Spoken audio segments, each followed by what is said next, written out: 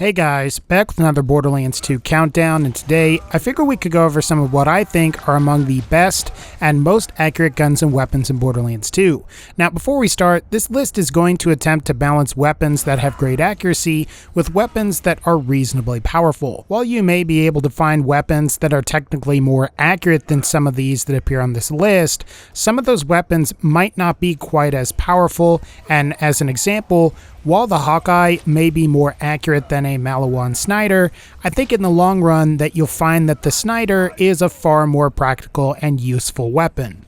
But I guess without further ado, these will be what I think are the top 10 best and most accurate guns and weapons in Borderlands 2, starting now. Number 10. The Greed. While it lacks a weapon sight, the Greed is actually surprisingly accurate, and it's got a lot of things going for it. Among those things, it's a Fire Elemental Jacob's pistol. It spawns with sight none, meaning the player doesn't incur a movement speed penalty while aiming down sights, and as mentioned before, it's surprisingly accurate provided that you can manage some of its recoil. And I would say the advantage of the Greed is when you combine all of these things together, you're going to have a weapon that is very accurate, has relatively manageable recoil, and you can aim down sights and move very quickly, especially if you have spec'd for Axton's expertise skill. In fact, it's possible to surpass the normal sprint speed while aiming down the sights with the Greed on Axton, provided that you have enough points invested into expertise. I will admit though that the Greed can leave something to be desired in some situations. Obviously, you're not going to want to use this gun up against loaders or armored enemies. Still, the Greed is a fairly nice weapon and can be acquired from Captain Scarlet after you've defeated Roscoe in the Captain Scarlet DLC. Number 9. The Farmington's Edge. Perhaps I'm biased, but the Farmington's Edge is one of my favorite sniper rifles to shoot in Borderlands 2. While it's not the single most powerful sniper rifle in the game, like something like the Pimpernel or the Lyuda, the Farmington's Edge does have the highest zoom of any of Borderlands 2 sniper rifles, and it also has special effects that boost damage provided the player is aiming down sights. In a certain sense, the Farmington's Edge is sort of the spiritual successor to the Atlas Cyclops from the very first Borderlands game, because it functions very similarly. I will admit that the Farmington's Edge isn't for everyone. I would say one of its greatest flaws is that, like all other Hyperion sniper rifles, it does tend to have this really annoying weapon sway when you first aim down the sights. And while this isn't as bad on PC or PS4 and Xbox One, where you can have a higher field of view, it is really bad on Xbox 360 and PS3 because you can't adjust your field of view. Still, if you want one of these snipers, you'll need to loot one from Assassin Wreath in Southpaw Steam and Power. Number 8. The Conference Call / Thinking Shotguns.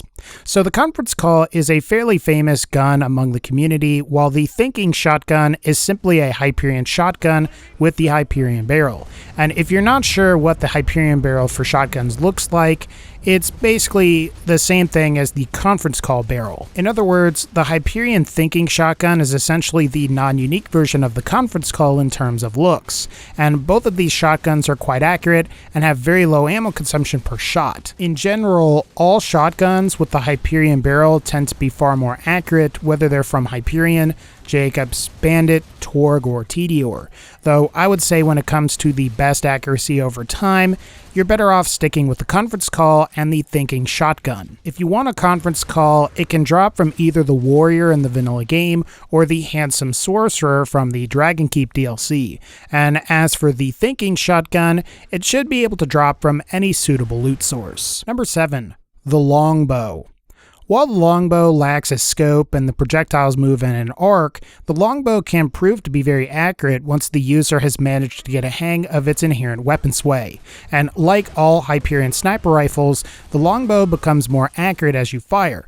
Unlike many Hyperion sniper rifles, the Longbow is capable of some nasty critical hit damage. Of course, I would say the greatest advantages of the Longbow are its elemental exclusivity and the lack of a weapon scope, and both of these things can make the weapon less practical as you're limited to using this weapon against flesh enemies, and the lack of a scope limits the Longbow's long-range potential. Still, the Longbow is a great weapon and can be acquired by killing badass creepers from the Minecraft Easter Easter egg that is located in the Caustic Caverns. Number 6. The Jacobs Muck.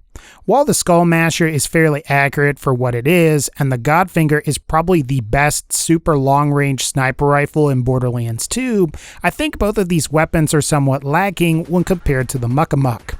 In fact, if you're looking for what is probably the hands-down most accurate Jacobs sniper rifle, it is probably the Jacobs Muck. And I think the main reason the Muck is superior is because the Skull Masher requires you to get all the projectiles to hit the very same crit spot for better damage, and the Godfinger requires you to be really far away from your targets to deal better damage. Ultimately, I would say what makes the Muck ideal is simply more about convenience rather than the overall potential damage output. And I also think for Sniper Zero players in particular, the Muck is generally going to be better than most unique snipers because it's not a bolt action, and it's generally better than other sniper rifles like the Seraph Hawkeye simply because the Muck just has superior base damage. If you're looking for a very powerful and very accurate Jacobs sniper rifle, I would say it's pretty hard to find something better than the Jacobs Muck, and if you're looking for one of these, they can drop from any suitable loot source. Number 5. The Maggie. I would say that if you consider what the Maggie is a very accurate Jacobs pistol that fires multiple projectiles per shot. And if you've played through Borderlands 1, the Maggie is much like Borderlands 1's Mashers in the sense that it's a revolver that acts more like a shotgun. However, unlike most shotguns, you're getting about 6 projectiles that fire at the cost of 1 bullet, and you're overall getting far better accuracy and lower recoil. What makes the Maggie ideal in my mind is its versatility compared to other weapons. While the Maggie isn't as strong as the Unkempt Herald, it's generally far better at range due to its fairly low projectile spread and relatively great accuracy. And while the Maggie doesn't have quite the same range of a sniper rifle, I would argue it's much less cumbersome.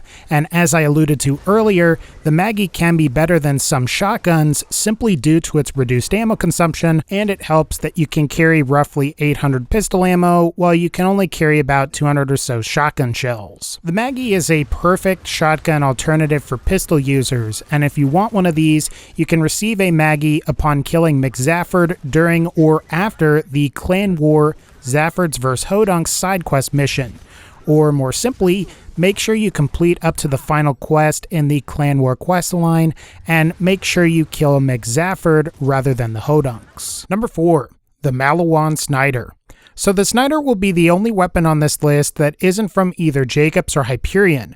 But to be fair though, the Snider is on this list because it is exceptional in my personal opinion. What makes the Snider valuable is that it's an excellent and versatile choice for sniper rifles, because unlike weapons like the Farmington's Edge or Longbow, it possesses no weapon sway, and unlike weapons like the Muck, it benefits from being an elemental weapon, and elemental weapons are generally superior at higher level difficulties. You may be interested to know that the Snider can come in 2 different barrels. The one that's being shown in this video is the Maliwan barrel, and that is the version that you want. However, it can also come in the Doll barrel, which if you've seen the Pimpernel sniper rifle, that uses the Doll barrel, as well as the Godfinger also uses the Doll barrel. So if you're looking for a visual example, I recommend that you check out those weapons. But in general, between both barrels, the one you're going to want is the Maliwan barrel because it improves accuracy and increases elemental effect chance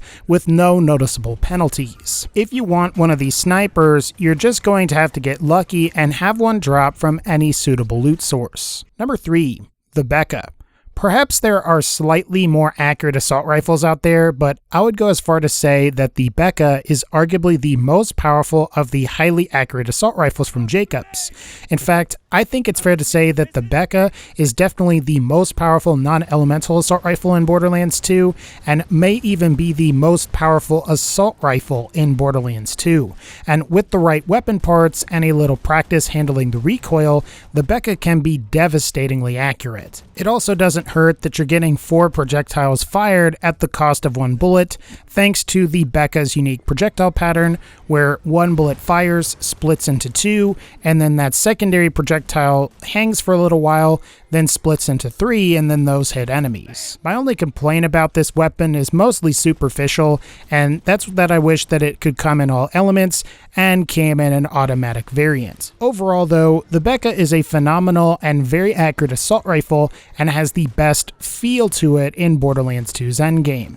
And if you want one of these, you're going to need to find a tubby enemy in Ultimate Vault Hunter mode at level 61 or higher and kill it in the hopes that you get one of these to drop for you. Number 2, the Bitch. So out of all of the SMGs in Borderlands 2, I would say that the Bitch is arguably the most accurate SMG in the entire game.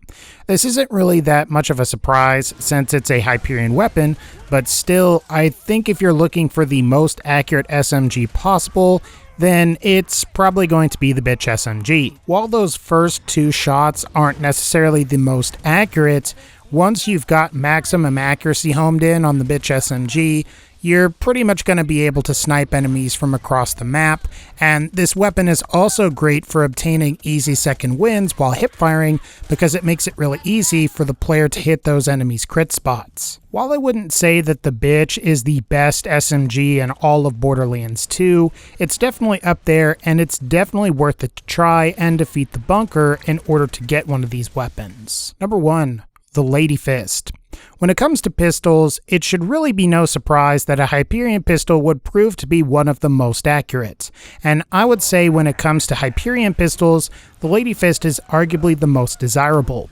Not only does the Lady Fist have insane critical hit bonus, but like other Hyperion pistols, it generally tends to maintain its maximum accuracy for longer in between shots when compared to something like a Hyperion SMG, a Hyperion shotgun, or even Hyperion sniper rifle. The Lady Fist is also a great weapon for crit boosting other weapons, and what this is basically you would fire one weapon, then quickly swap to the Lady Fist while that first weapon's projectiles are still flying through the air, and hopefully those first projectiles crit an enemy, and of course if you do it right, you're going to get enhanced damage. Now obviously because Salvador can dual wield, you're going to get the better damage by dual wielding, and you're also going to get better versatility because you don't have to constantly swap weapons, and you aren't limited to weapons with slower projectile speed. All in all though, the Lady Fist is a great pistol through pretty much all of the stages of the game, and is very easy to get. Just make sure that you turn in the Wave Shotgun blueprints to Unibaja during the Uncle Teddy side quest. But alright guys, I think that's going to wrap up this particular video. If you like this video, feel free to leave a like, click the bell to join the notification squad, and as always, take care, and I'll see y'all next time.